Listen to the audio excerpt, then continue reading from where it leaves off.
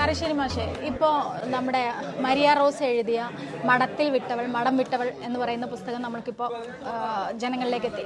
ഒരുപാട് കന്യാസ്ത്രീകൾ മഠം വിട്ട് പുറത്തു വരുന്നു, അവർ ശക്തമായി എഴുതുന്നു, കുറച്ച് ആ കാലത്ത് മാത്രം ചർച്ച ചെയ്യപ്പെടുന്നു. പക്ഷെ അവർക്ക് ഇവിടെ സർവൈവ് ചെയ്യാൻ കേരളത്തിൽ പറ്റുന്നില്ല എന്ന് തോന്നിയിട്ടുണ്ട്. കാരണം പിന്നെ അവരെ കാണുന്നില്ല.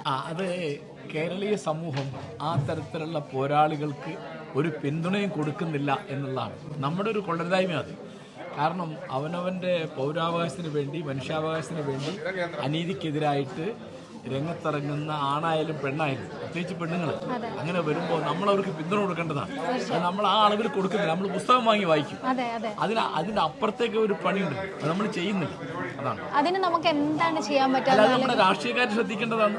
അവർ വോട്ട് മേടിച്ചിട്ട് അവരിതൊന്നും കണ്ടായിട്ട് നടിക്കൂല. ഇപ്പം സിസ്റ്റർ ജസ്മിയുടെ പുസ്തകം ആമേൻ, അല്ലെങ്കിൽ ലൂസി കളപ്പുരയുടെ ആത്മകഥ, ഇപ്പോൾ പിന്നെ മെരിയ റോസയുടെ ആത്മകഥ, ഇതിലൊക്കെ അനവധി പ്രശ്നങ്ങൾ അവർ ഉന്നയിക്കുന്നുണ്ട്. ആ ഉന്നയിക്കുന്ന പ്രശ്നങ്ങൾ ഏറ്റെടുക്കേണ്ട ആരാ? രാഷ്ട്രീയക്കാരാണ്, സാമൂഹിക പ്രവർത്തകരാണ്. അങ്ങനെയില്ല.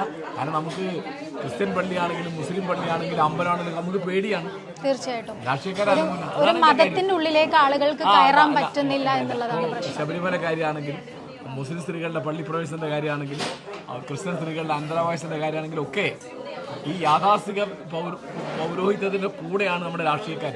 അതാണ് അതിന്റെ പ്രശ്നം. അങ്ങനെയാണെങ്കിൽ നമ്മളെ രാഷ്ട്രീയക്കാര് മതം വിറ്റുകൊണ്ടാണ് വോട്ടാക്കുന്നതെന്ന് പറഞ്ഞാൽ അങ്ങനെയാണല്ലോ. അതിപ്പോ അവര് ഏതെങ്കിലും ഒരു തരത്തിൽ ഇപ്പം ആചാര സംരക്ഷണമാണ് നവോത്ഥാനം എന്നല്ലേ ഇപ്പൊ പറയുന്നത്. ആചാര ലംഘനമാണ് നല്ലല്ലോ. ആചാര ലംഘനമല്ലേ നവോത്ഥാനം. Thank you.